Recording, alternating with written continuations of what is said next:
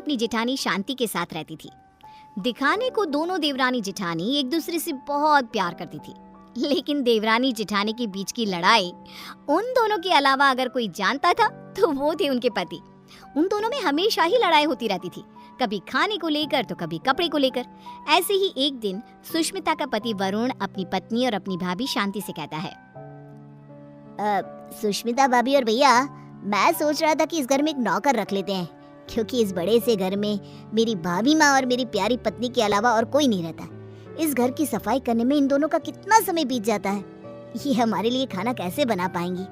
तो मैं सोच रहा हूँ कि इस घर में एक नौकर को ले आता हूँ।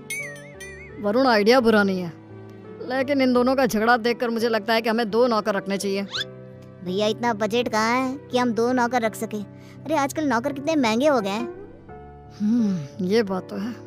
ठीक है, फिर 1 नौकर रख लेते हैं।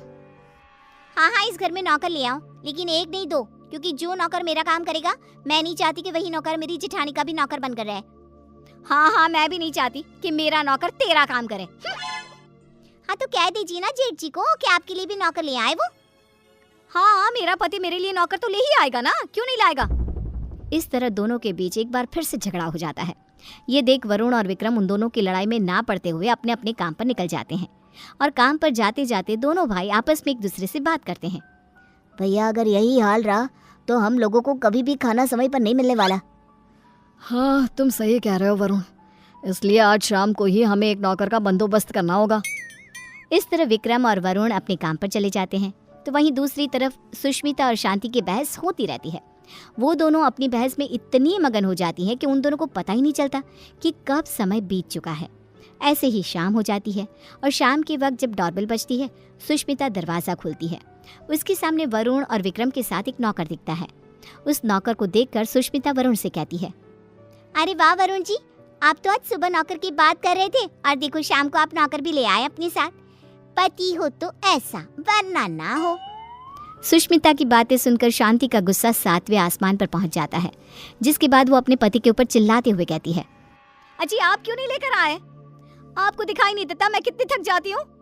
अरे भाग्यवान, इस नौकर को मैं और वरुण हम दोनों ही लाए हैं। श्याम लाल किसी एक की चाकरी नहीं करेगा, बल्कि वो पूरे घर की सेवा करेगा। हाँ भैया, बिल्कुल ठीक कह रहे हैं। श्यामलाल, किचन ऊपर है, जाकर खाना बना दो। ठीक है साहब। श्यामलाल किचन में जा ही रहा था कि तभी शांति उसे रोकते हुए कहती है, अरे श्यामलाल, पहले तुम मेरा और विक्रम जी का खाना बना देना। इन दोनों को क्या है, इन दोनों का आराम से बनाते रहना, क्योंकि ये लेट नाइट्स होते हैं। ठीक है मैम साहब। अरे ऐसे कैसे? श्यामलाल, पहले तुम मेरा खाना बनाओगे। बेचारा श्यामलाल उन दोनों की बात में फंस जाता है। वो सर पर हाथ रखकर बैठ जाता है, क्योंकि उसे समझ में नहीं आ रहा था कि पहले किसका खाना बनाया जाए। ये देख अब विक्रम श्यामलाल का समय फिक्स कर देता है, और अपने समय अनुसार श्यामलाल अपना काम करता है। कुछ दिन तो घर में शांति का माहौल बना रहता है, लेकिन एक दिन श्यामलाल कपड़े धोने के लिए सुष्मिता के पास जाता है और उसे कहता है, बेन साहब, कपड़े धोने के लिए हैं तो आप मुझे दे दीजिए, मैं अभी आपके कपड़े धो देता हूँ। उसकी बात सुनकर शांति आती है और उसके ऊपर चिल्लाते हुए कहती है, श्यामलाल, तुम पहले मेरे कपड़े धोगे। अगर तुमने मेरे कपड़े नहीं धोए तो मैं तुम्हें नौकरी से निकाल दूंगी। जी, नाम तो आपका शांति है, लेकिन आपके अंदर ना शांति नहीं है बिल्कुल भी। अरे इस समय वो मेरे कपड़े धोएगा। हाँ, श्यामलाल उन दोनों की बातें सुनकर फिर से एक बार फंस जाता है। दुखी होते हुए कहता है, मैम साहब, आप दोनों ही मुझे अपने कपड़े दे दीजिए, मैं एक साथ कपड़े धो दूंगा। नहीं, हमारे कपड़े एक साथ नहीं धुलेंगे। नहीं, हमारे कपड़े एक साथ नहीं धुलेंगे। उनकी बात सुनकर श्यामलाल बेचारा एक बार फिर कंफ्यूज हो जाता है, और वहाँ से मुंह लटकाए नीचे किचन में जाकर काम करने लगता है। ऐसे ही समय बीतने लगता है, और एक दिन श्यामलाल शांति के कमरे में कुर्सी पर खड़ा होकर पंखे को रगड़ रगड़ के साफ कर रहा था।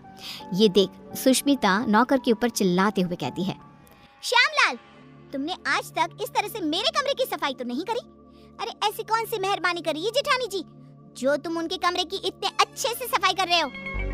श्यामलाल कुछ बोलता तभी शांति आ जाती है और सुष्मिता को जवाब देते हुए कहती है, देवरानी जी, आप कुछ नहीं बोल सकती, क्योंकि अभी आपके कमरे की सफाई का समय नहीं आया है।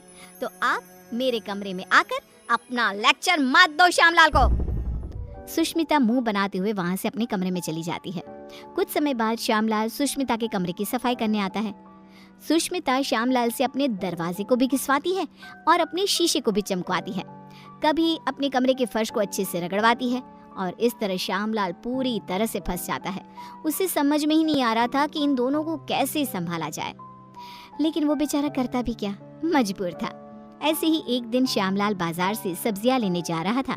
तभी वो खुद से कहता है, क्यों ना मैं एक ही समय पर दोनों मेम साहब की सब्जियां ले आऊं और दोनों को अलग अलग समय पर दिखा दूंगा कि मैं अलग समय पर यही सब्जियां लेकर आया हूँ। यही ठीक रहेगा। इस तरह श्यामलाल सब्जियों को लेकर आ जाता है, लेकिन जैसे ही वो घर में घुसता है वैसे ही उसके सामने सुष्मिता और शांति खड़ी होती है। ये देख श्यामलाल के पसीने छूट जाते हैं। ये देखकर सुष्मिता कहती है, क्यों श्यामलाल, तुम्हारे पसीने क्यों छूट रहे हैं? तुमने कोई गलत काम किया है क्या?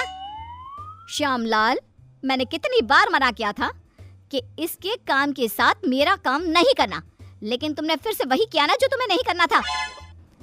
इस तरह दोनों अब श्यामलाल को खरी खोटी सुनाने लगती है। और इतना सुनने के बाद कोई नौकर उनके घर में काम कर ले, ऐसा तो हो ही नहीं सकता। इसलिए श्यामलाल ने जवाब देते हुए उन दोनों से कहा, मेम साहब माफ करना, लेकिन मैं आपके घर में और काम नहीं कर सकता, क्योंकि एक ही काम दो बार करना बड़ा ही मुश्किल हो जाता है। अरे तो क्या तुम उसके पैसे नहीं ले रहे हो? उसकी ये बात सुनकर बेचारा श्यामलाल चुप हो जाता है और ना चाहते हुए भी उन दोनों का काम करना पड़ता है।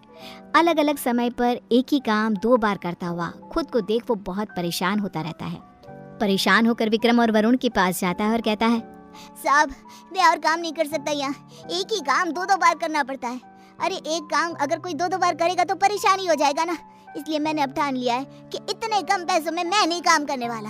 अगर आपको काम करवाना है तो आप किसी दूसरे नौकर को ढूंढ लो। मैं तो यही सलाह देना चाहूंगा कि आप दोनों अपनी अपनी पत्नियों के लिए अलग अलग नौकर रखना, वरना उस बेचारे का भी मेरे जैसा ही हाल हो जाएगा। इतना कहकर श्यामलाल उनकी नौकरी उनको ही सौंप कर चला जाता है। इस तरह बेचारे वरुण और विक्रम परेशान हो जाते हैं।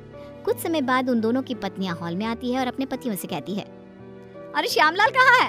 अरे श्यामलाल कहाँ है? दोनों भाई एक दूसरे की तरफ देखते हैं और कहते हैं, वो काम छोड़कर चला गया। तुम दोनों ने उसके नाक में दम कर रखा था। अच्छा, तो हम लोगों ने उसके नाक में दम कर रखा था तो तुमने उसको निकाल दिया ना, तो अब इस घर का काम तुम लोग ही करोगे। हाँ, मेरी देवरानी बिल्कुल सही कह रही है। अब इस पूरे घर का काम तुम लोगों को ही करना होगा। इतना कहकर